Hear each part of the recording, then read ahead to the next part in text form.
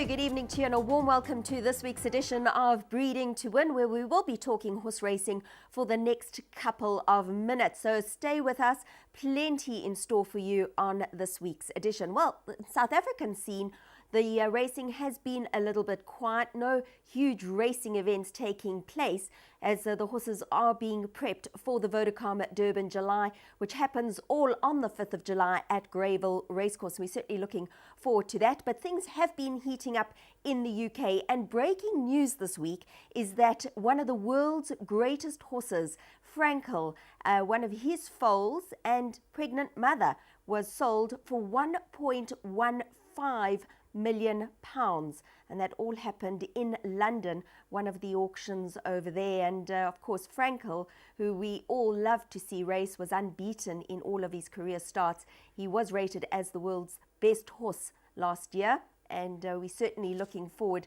to seeing his progeny. And just a reminder that our very own South African broodmare Val Dara is in foal to Frankel as well. So we're looking forward to seeing that. Well, we witnessed some great racing coming through from Royal Ascot this past week. And of course, it's all about fast horses and fancy hats at Royal Ascot, one of the most prestigious horse racing events in the world. And of course, a highlight on the UK calendar, of course, is Royal Ascot. Well, unfortunately, our South African duo, Soft Fallen Rain and Shay Shay, both disappointed at Royal Ascot. But let's take a look at Soft Fallen Rain's race in the Queen Anne Stakes. Of course, Richard Hughes and Richard Hannon teamed up with the favourite in Toronado.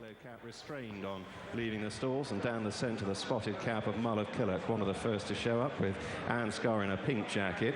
Gloria Waits in the white silks racing just a little isolated from the leading pair, and then Soft Falling Rain in a sheepskin noseband, who's being tracked by French raider Anadin. Verrazzano in the dark blue mid-division. Toronado, the silver jacket, nicely settled, tracked by Side Glance, and then his stablemate Tullius, and Producer, who looks on from last place.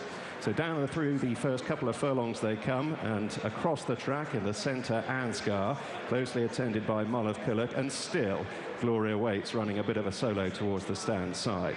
Soft Falling Rain and Anadin head the chase. Verrazzano just having to be bustled into the bridle. Toronado waited with, from Side Glance shaken up, then Tullius and Producer a couple of lengths adrift. Down now towards the last three furlongs they come, and it's still Ansgar who spearheads the Queen Anne field. Mull of Killock is being ridden along. Soft Falling Rain asked to extend. Anadin closing in the blue and white, and then Verrazzano. Gloria Waits under strong pressure. Toronado angles for a position, and then Side Glance from Tullius and Producer, and Anadin is the first to commit with a furlong and a half.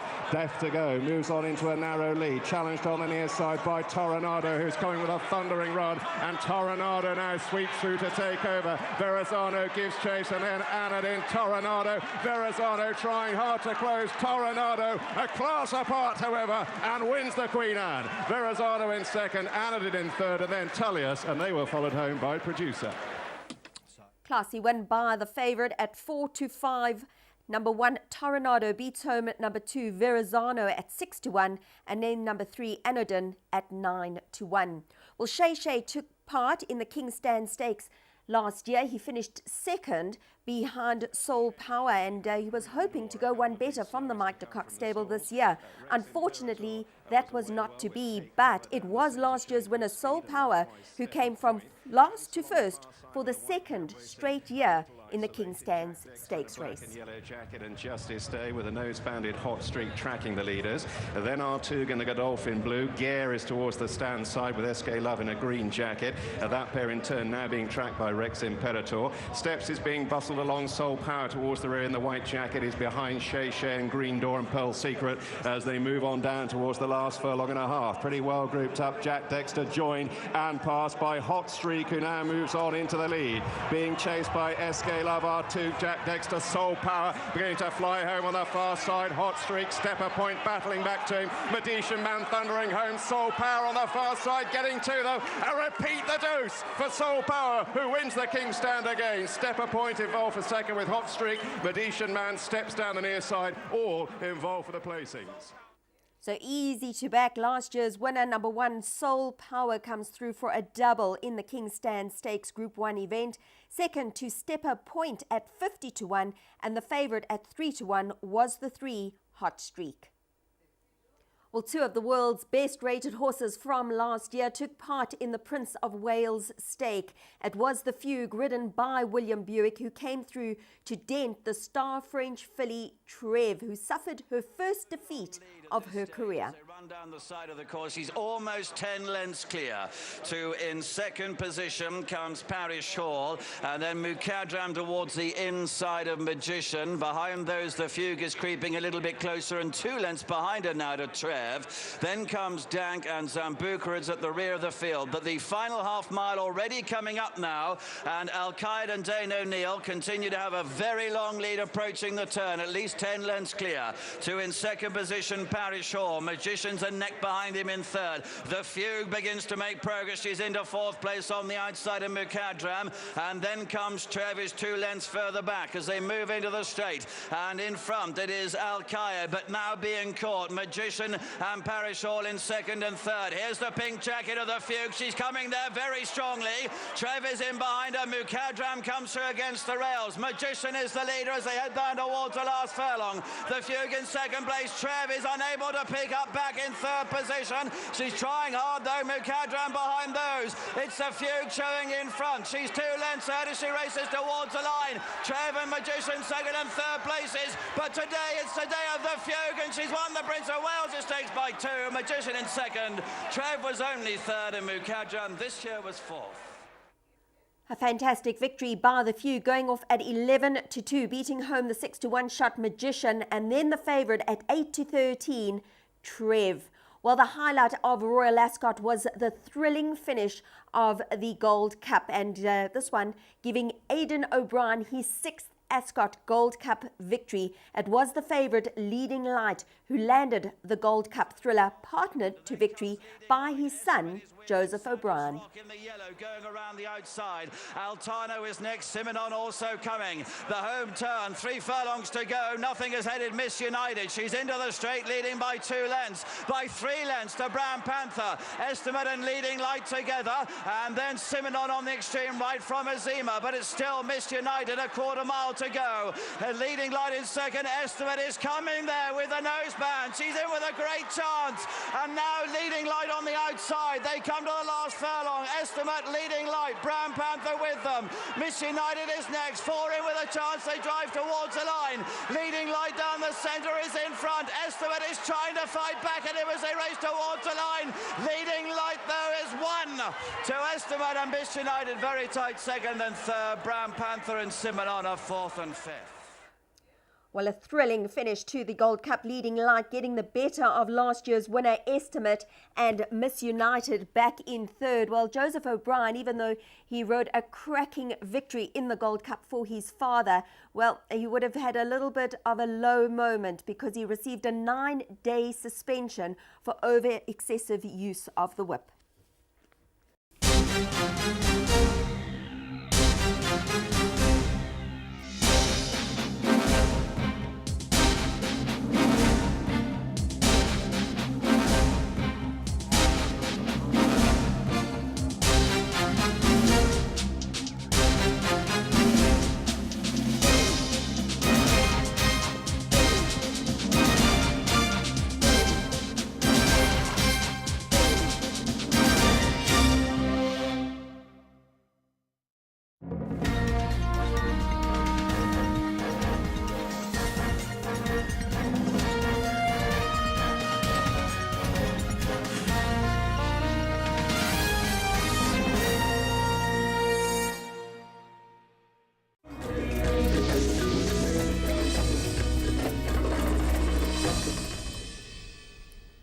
A crowd of 120,000 people attended the Epsom Downs racecourse over a fortnight ago on the pinnacle day of the 2014 Investec Derby Festival. One of those people, of course, was Andrew Bond, who attended the Investec Derby Festival and tells us more, bringing us the highlights of the Investec Derby.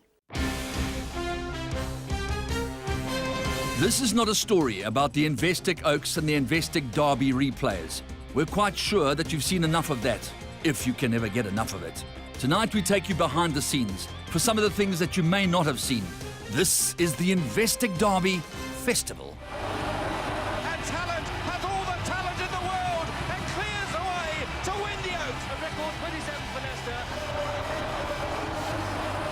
And Longship wins the Oaks for Henry Cecil. And it's going to be a royal victory, I think. And it's going to be a famous victory as Ouija board, ridden by Kieran Fallon, races away. No day would be complete without the one and only Frankie Dettori. We are delighted, we are honoured to have you join us here, Frankie, on a very, very special day. And it's so nice to see the way in which you've bounced back, that resilience, that flamboyancy never seems to be suppressed. Absolutely. I mean, racing is in my blood. It's a shame that my Derby horse, Bunker, didn't make the lineup today. He ran a bit rusty at York. But nevertheless, the Derby's special. I've got a couple of good rides on the day, and I'm here to soak in the atmosphere like yourself. You said off camera that you have a couple of decent rides, but the one that you're particularly bullish about is in the second of the afternoon.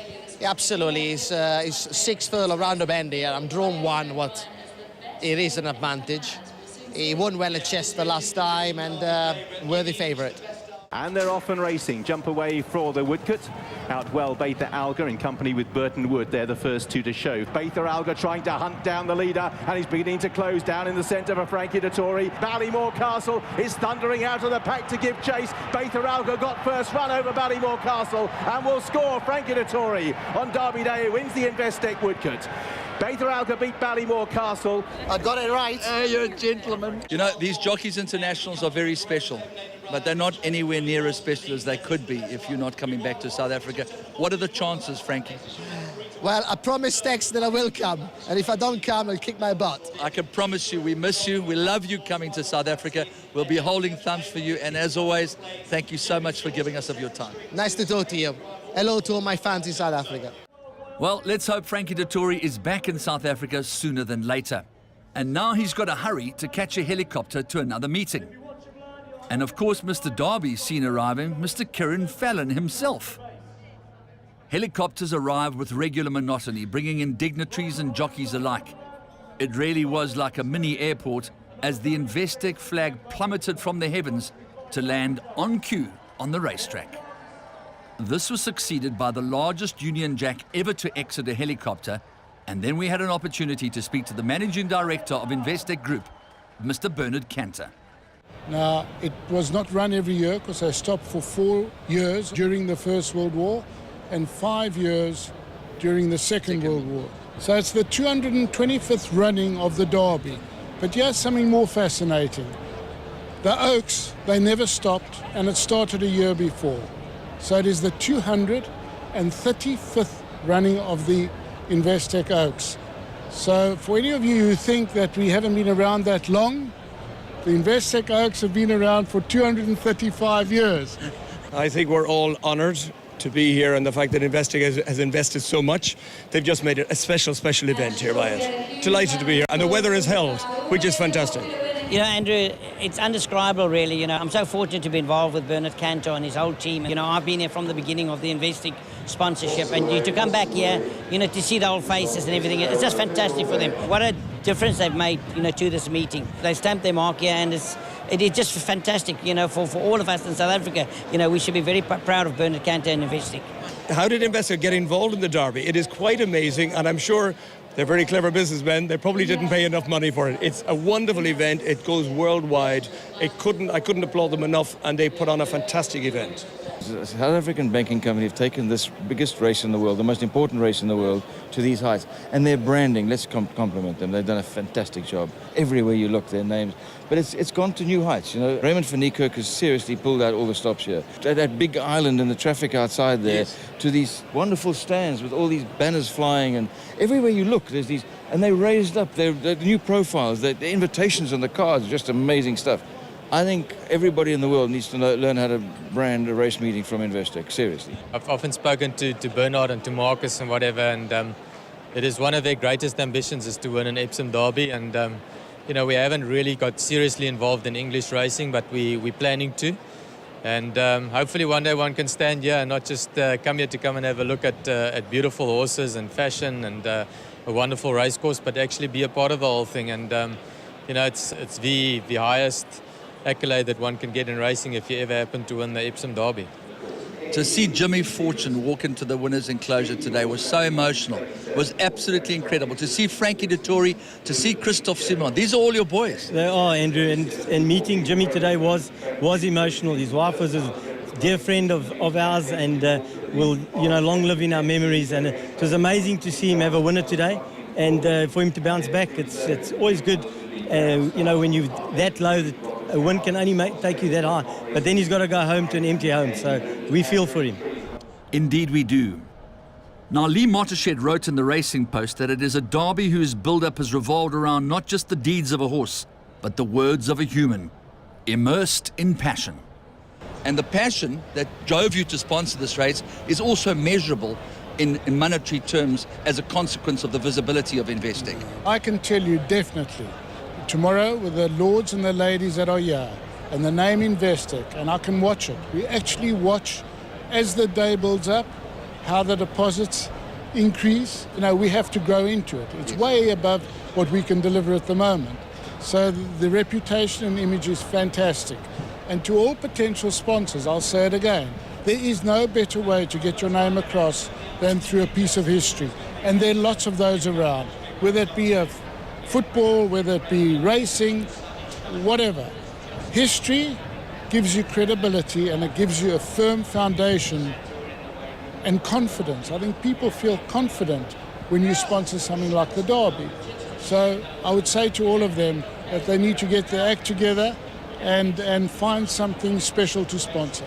But it is Tagruda who's moved through the lead. Tarfasha, Volume in Chiller running a massive race, trying to thread the needle. Tagruda it is who leads with over a furlong to go by a couple of legs from Volume. Tarfasha in Chiller out of luck. Itimal stays on, but this at the moment is a one filly race, and that one filly is Tagruda, unbeaten, and Tagruda makes it 3 out of 3 and wins the Investec Oaks. And it's Australia who moves through with Kingston Hill. These two forge on in the Investec Derby. They go away. Arrod has moved through to dispute third place with Romsdale, then Evan Oren. They race now down with a furlong to go. It's Australia who is out in front. Kingston Hill in second place, and it is Australia forging clear by a length or so. Kingston Hill is trying to rally. It was written in the stars, a day of destiny, as Australia follows in her parents' footsteps and wins an Epsom Classic. The list of superlatives and accolades was long and illustrious. But suffice to say that it was Coolmore's 4th consecutive victory in the race. It was Aidan O'Brien's 3rd consecutive victory, and Joseph O'Brien winning the race for the 2nd time at just the tender age of 20. But for Lord Derby, breeding the winner is the real pinnacle of his breeding career. His ancestor founded the race and gave it his name. The world's most famous flat race commemorates the 12th Earl of Derby, and it was the 19th holder of the title who 10 years earlier on, from seeing Ouijabord carry his colours to victory in the Oaks, watched her son, sold for 525,000 guineas as a yearling, win the Investec Derby, sporting the silks of Derek Smith.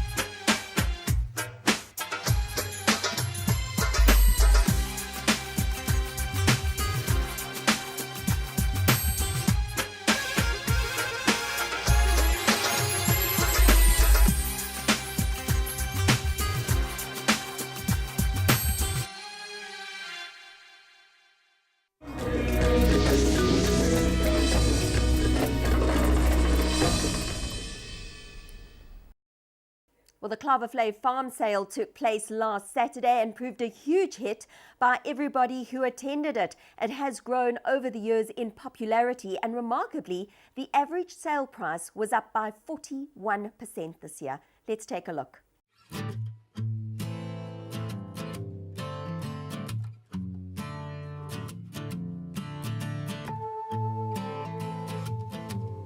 You know, years ago I asked John Costa, it would be nice to go back to the old days where you could come to the farm and buy horses straight out of the paddock where they're not spruced up for a sale.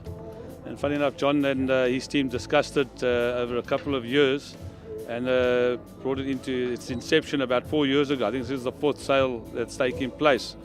And I actually was just chatting to him earlier. It's amazing how it's grown, and if you want to test yourself as a judge of yearlings, this is the place to do it. And it's, proudly to say that a Group 1 winner in Captain and All came out of this sale and won the Golden Horseshoe. So very, very good. You know what you're buying. It's a lot of fun as well. The auctioneers don't look for every last cent out of the buyer. And a good time's had by all. A good party. I think it's a lovely sale, and I've looked forward to it for quite a while. I think it's a wonderful idea. You know, it's exactly the same in a way to the Summerhill sort of farm sale, and they've done very well. There's been some very nice horses. We bought No Worries from the Summerhill's farm sale, and I think exactly the same pattern's taking place here at Klawervlei. They're doing it on a very, very grand scale, and doing it a wonderful atmosphere. The way they put it together, it's just a very nice way to buy horses, and there's some very nice horses here, and there will definitely be some very good ones as well. It's a nice time to get to mingle with all the trainers, the owners, and the personalities involved in the industry. And the Klawervlei people put on such a good show for everyone. And you need to just relax at times and just forget about the stresses that drive you every day in this game that we love so much. It's just a time to enjoy one another's company, have fun, and also to boot try and find a decent horse at a reasonable price. They're out the paddock horses, there's no slim and trim about them. And I think, the guys that have more experience, they can find the better horses here. They're used to looking at horses with long coats, and there are a lot of people who don't know how to look at horses that way. These horses are rough. They're not prepped up like they are when they come to the showgrounds. But anyone being a horseman would be able to see inside of that. So there are one or two bargains to be got at these sales, and there have been some nice horses that have come off these sales. So you just got to do your homework, look at all the horses, and maybe you're the lucky one who finds the right one this year. Well, in the old days we used to buy horses like this. Every horse at the sales used to arrive like these horses look, and they used to do well. They used to progress and push on from the sales. Whereas obviously now we're going to a lot of the sales, and horses are really pumped up when they get to the sales. So I think these horses are really good. John Costa really produces a quality horse, and it doesn't matter what they look like. We like them rough and tough. We don't like horses that come to the sales that are sales prepped, look $1 million. We like them rough. They got so much improvement, especially off this farm. And when you buy a horse here, you got every chance of possibly getting a Group 1 horse. And we trained many Group 1 winners from Klawervlei. For the horse's sake, the preparation does do some harm in the long run. But here, there is no preparation, which is fine for the horses themselves. I really do believe in raising them tough. I mean, my horses never see a stable until the last bit before a sale. It gives better bone and better feet actually also. Perennially you see champions that have come out of paddocks, and internationally it's a big thing. A lot of horses aren't prepared for sales. Go back to probably the best horse we saw here, Horse Chestnut. The horses sometimes prepared for sales don't turn out as good as the horses that are prepared. So I'm a big believer that you can buy horses that haven't been prepared for sales and buy good horses, and I think there's got to be a few nuggets here. But once again, it's all about horsemen. It's about taking your chances. Their coats haven't been they haven't been groomed, or the coats looking good, or the manes looking great. They a lot of hair on them, so you test your own ability as a judge, and I think I find that very, very intriguing and exciting. I think it's in any auction around the world or any industry. We always like to buy a Ferrari at a Volkswagen price, not a Volkswagen at a Ferrari price. And this is a type of sale you can't get hurt. Anything from 5,000 Rand to maybe 200,000 Rand. I think the stock this year, I thought there were a couple of very nice horses. Obviously, I'm comparing to last year. I've only been here 2 years, but I think there was a great upgrade in the stock this year compared to the last year. I've seen some horses going for 10,000 rand, and there's no reason why they can't be the next champion. You know, they're all rough here. They're going to show so much improvement in the next 6 months to a year, and I think amazing value at the sale. And I see there's a lot of people here, and hopefully people will get their horses. And I think a really, really great sale. I also think there's a lot more money here this year. People have got wise to the value, and I see a lot of faces here that I would prefer not to see here, because the guys with the money are here this year. So, and I hope it goes well for John. You know, they started it's a new concept, and they were a bit in doubt when they first started it whether it would be successful, and it's been a huge success. I mean, they've got 70 horses here this year, and about 200 people. So it's going to be quite a fight to buy a horse here this year compared to previous years. I think they were quite expensive this year. The market's gone up a lot, so it wasn't easy to buy this year. But yeah, let's hope the guys have bought well. There's a lot of value here. There's some of these horses that would go onto any national sale, would probably get 2-3 times the price that they're going to get here. They are just rough and ready here, and what you see is the worst they're going to be. They're rough. They've come out of the camps. They haven't been force-fed like the sale horses, and they haven't been, fed up and stabled. They've come straight out of the camps. So, I mean, so many of these horses, you take it out of the stable to have a look, and he won't go back in the stable because he doesn't know what it is. And I thoroughly enjoy it that way. When you see them come rough off the farm like this, they definitely do grow a lot more, and they turn into very nice specimens eventually. This is a nice way to buy horses, because you actually see really what you see, and what you buy is what you get, and then there's a lot to work on from here. So they do change, and they develop very, very nicely in training over time, and you can't believe when you see them in a year's time, you don't know that you bought the same horse. Well, I think they keep raising the bar here, and the horses that are coming to the sale are winning races, and Klawervlei have really done well. They've enticed people to come out here initially with a very small draft of unfashionable horses. They couldn't move, but looking at the lots today, they've certainly made it of interest for every big buyer out there. I think the sale's I think they'll just about double their figures from last year, and last year's figures are very good. They've got horses, for whatever reason, that missed other sales. They all look like John Lennon. They've got so much hair. But you've got to see beyond that. And I bought a very nice 7th rock here last year, who's really doing well at home, so I had to get back. Many, many years ago, my granddad and my dad always said they loved buying horses from the Birch brothers. And this is what the Birch brothers did to their horses. They just left them out in the cold, in the fields. They used to come to the sales with these long woolly coats, but by my God, when they got into your yard, they just blossomed and they turned into such beautiful individuals.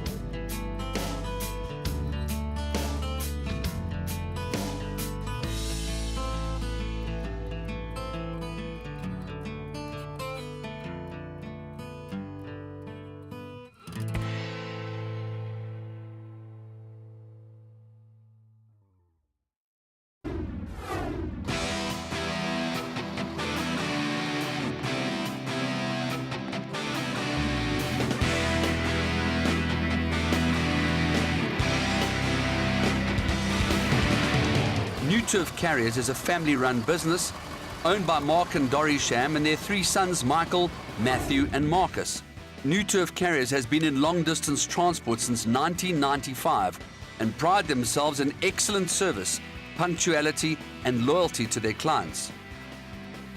Every single stud farm and every single sale to every single racecourse, New Turf Carriers pride themselves in delivering your horse safely.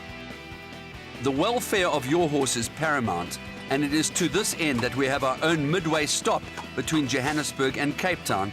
This is situated at Colesberg, where we have a stabling facility for 60 horses, so that the horses on long trips can get off and have a rest during their journey.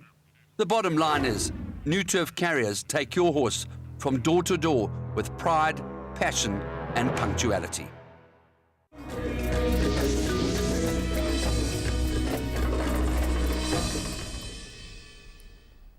Well, in our Getting to Know section this week on Breeding to Win, we're going to take a look at our 2012 Vodacom Durban July winner, Pomodoro, and learn a little bit more about him, who will be retiring to stud in a short while, and he will be standing at Klawervlei Stud.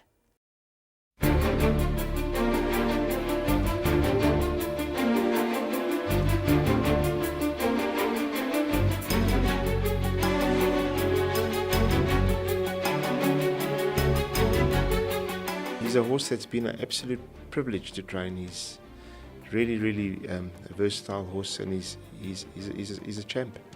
And Pomodoro's got it won. He won his maiden very well at Clarewood, and we kept him down there for the Guineas trial. And I think I had White Line Fever and Ejet in the race, both who were group campaigners, both Group 2 winners. White Line Fever, multiple Group 2 winner. And he toyed with the field. He won with emphatic ease, and he really just put his hand up to say, listen, I'm going to the top. And the fact that we thought so highly of White Line Fever and Ejet just gave us so much confidence with this colt.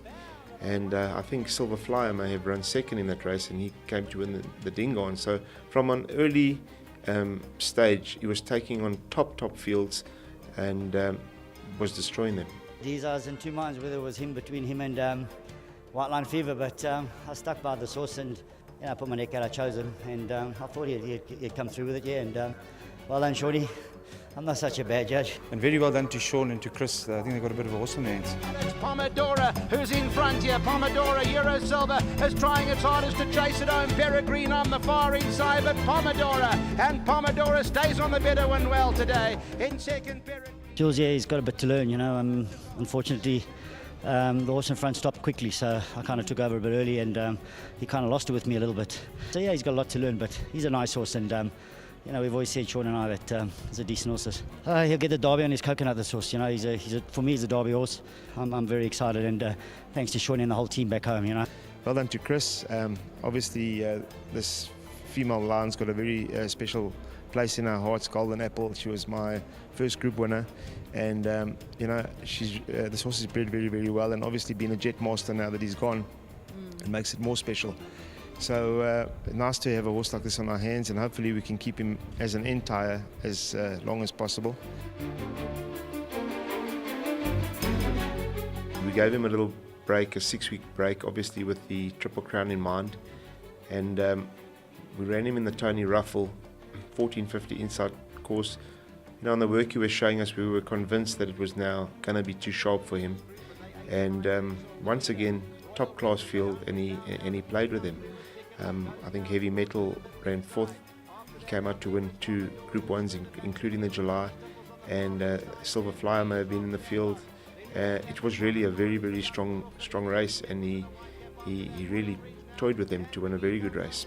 Pomodoro in the centre looking to run on, and Heavy Metal Governor General is looking to get going as well. It's open. Tandraki in the middle. Pomodoro in the middle's picked it up in the closing stages, and Pomodoro has raced away and has won it well. This is really a smart horse. It gave me such a good feel. I do work him back home, but he's not the same horse back home as he's in a race. The type of horse you're only going to see his best when he goes over 2,000 metres also. He's really gave me a good feel today. He's still very dumb and mature. He actually won without me even doing anything. He got there and done it himself, and he had lots in the tank. So he's really given me a good feel. I think you're going to see a lot of him. The Classic, once again, very strong field. Waichong Mowing rode him that day. And what a lot of people failed to see is how much interference he found that day. He got beaten a short head by Slumdog Millionaire. They called for a photograph, and Slumdog in his own right was a top horse. But people had to just watch the replay and see what happened to Pomodoro. He basically gets T-boned by a horse called Winter Mischief. I think it was ridden by Keegan Latham. And, he lost his stride completely, and it took Waichong another couple of 100 meters just to gather him up again and let him start finding his stride. And when he took off, he came with a sustained finish and was very unlucky not to get his head down on the line. I think stride past the post, he was a half a length in front. And I think that race cost him champion 3-year-old. So, it was a very important race for us, and yet the public didn't actually see what happened. Over to the outside, Pomodoro in the white caps now flying, and Pomodoro very close. The Derby, Waichong had given me a lot of confidence in the Classic to say whatever beats him in the Derby will win. He was labouring in the closing stages, and it was quite a rough race, and he did get up to share, and he was doing his best work late once again. But it's still Royal Benji in the closing stages from Pomodoro, who tries to peg it back and coming all the while as they go to the line, and a terrific finish here between Pomodoro, Royal Benches and Bukarov.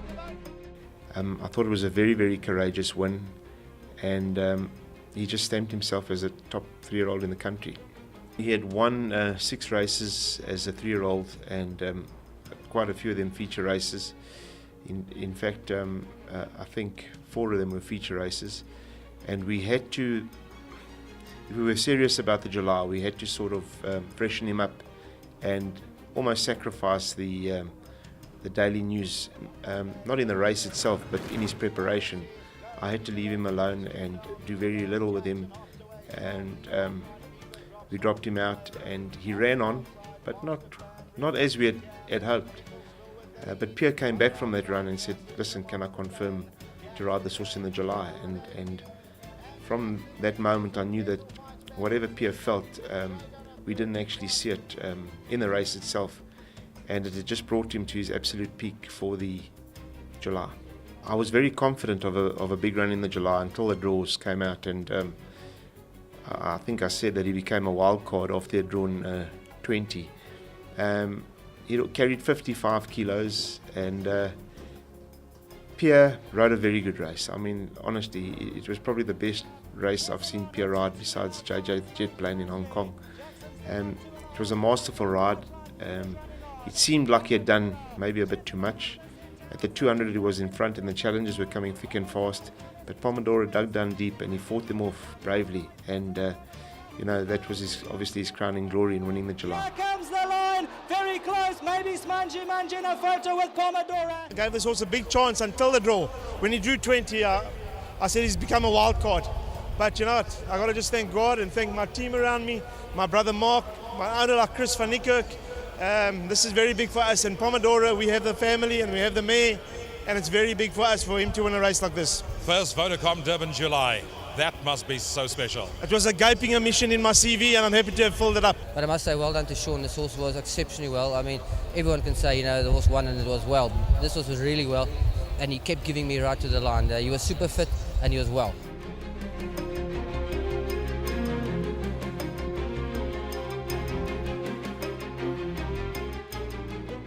I decided to throw him in a sprint just to start the campaign, but as we were getting closer to the race, I was starting to think, well, maybe this horse could upstage the sprinters, but it's not realistic, but I'm sure he'll be running on. And when you had horses like Two Tone and Deliver the Power, he made a very, very impressive seasonal debut, outpaced and got going late to beat those horses, and it was very, very impressive. Here's Deliver the Power in the middle, trying to unwind into the closing stages. Pomodoro has come from nowhere. Goodness me, Pomodoro's what a cracker. Pure class tonight, because it's a distance far too short of his ability. Most definitely, Jules. It's just an amazing training feat. All credit must go to Mr. Terry, to bring a horse back from a July. Not many horses come out of a July, and to bring him back in the sprint and in a winning way, it's truly amazing. Well done to Mr. Terry. Only good horses can do this. Yes, Jules. Listen, he's had 1 run over 12. He ran second. 1450 over inside course. He won very easily.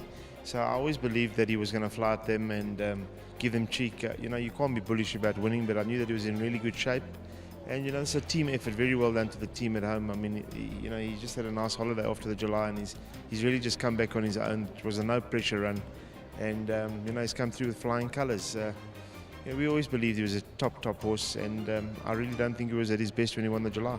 His next step, we put him into a Pinnacle plate. He was being prepped for the Met, and a very strong Pinnacle, and he once again he toyed with the field, and he just showed that he was getting better and better and stronger with every run. And this is race over. Pomodoro Stratum has not popped the question yet aboard Pomodoro. He hasn't even been geared up, and he's going to come home and win a good one. He's such a beautiful horse to ride. When you want him to go pick it up a little bit, he picks it up. Straight away relaxes and says, okay, well, you're going a bit slow, pick it up a little bit. 2-3 strides, boom, off he goes again, Yeah. He is really, really a nice horse to ride, and I'm just glad that he won easily today. All the momentum that we had gained in Johannesburg, I think, was lost with an uneven prep in Kenilworth. The fact that we had to be based at Kenilworth didn't suit him, and using the grass every other day wasn't ideal. the fact that he wasn't with the horses that he was used to being with. He was a little bit unsettled. However, he ran a fantastic race in the Queen's Plate, getting within 2.5 lengths of Variety Club. That day there was a false start, and Variety Club was the only horse that didn't travel the extra distance. So in view of what happened, I thought it was a fantastic run. Stepping up into the Met, obviously it was on the back of a very average preparation based on what had gone wrong in Cape Town. He ran 4th in the Met, beaten a couple of lengths, but it was still a good effort. I'd elected to sidestep the Drill Hall Stakes. I wanted a soft start for Pomodoro in his 4-year-old campaign in KZN. And you thought by sidestepping the Drill Hall, you will sidestep all the big horses, but who did we find? Variety Club once again. And Variety Club won a really good race that night, but Pomodoro was very courageous in defeat. He did his best work late, and he did show that he was furnishing, getting stronger and better as he was maturing. His run in the Gold Challenge as a 4-year-old, Julie, was a very, very good run. Very strong field once again. Horses like Beach Beauty, Variety Club, White Line Fever, and Pomodoro was doing his best work late. I think he got within 2 lengths of Variety Club over basically Variety's best trip. And I thought that day, once again, he showed that he was very close to a horse like Variety Club, who we know is world class. The fact that he was so athletic, I did not have to do a lot of work with him. He came very quickly, he enjoyed his work, he enjoyed his racing, and every time we stepped him out after the rest thinking that he was maybe underdone, he always ran better than we expected. And the fact that he was so versatile, winning from a 1200 to the Derby trip of 2450, inside course at Turfentine 1450, running second to Variety Club over 1400 at Greyville. I just think that turn of foot and versatility is what really proved that this horse was top class. I'm excited for Pomodoro to get to stud, and I'm excited for him to start producing horses and to obviously to get my hands on the horses that look the way I think they should look. It's just a whole new adventure and a whole new start, and believe you me, when Chris and I see them in the ring, we will put our head down.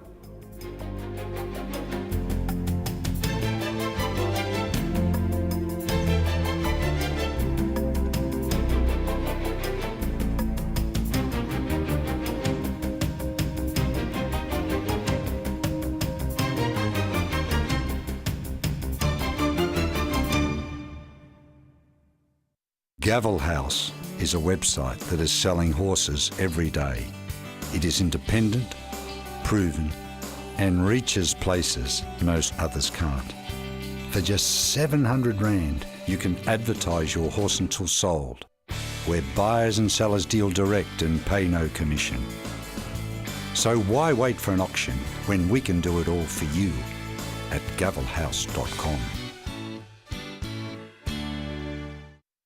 Well, the 2 horses being offered by Gavel House this week is Graze in Control. This is a horse in training, a 2011 gelding for 250,000 Rand. He's a 4-times winner from a Grade 1 performer with bright prospects. Grazing Control is a very versatile horse running his best over 14 to 2,000 meters. His Dam Time Control was a high-class race mare and competed in multiple grade races. Her career best was placing in the Grade 1 Cape Fillies Guineas. Time Control is a proven producer from 3 winners from 4 foals to race. If you are interested, contact Jono Snaith in the Western Cape.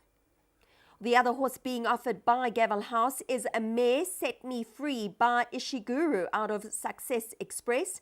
She's a 2009 mare and 150,000 Rand for the whole mare or 75,000 Rand for half. An exciting opportunity if you are looking to get into breeding or if you are in breeding to breed in partnership, and you can contact Winston Chow. Well, that's a wrap for this week's Breeding to Win. We'll be back with more racing talk next week on our next show, Breeding to Win. Once again, we will be bringing you Breeding to Win constantly now, every single Sunday evening. From me, Julie Alexander, and the rest of the Breeding to Win team, we wish you a good night and great racing throughout the week.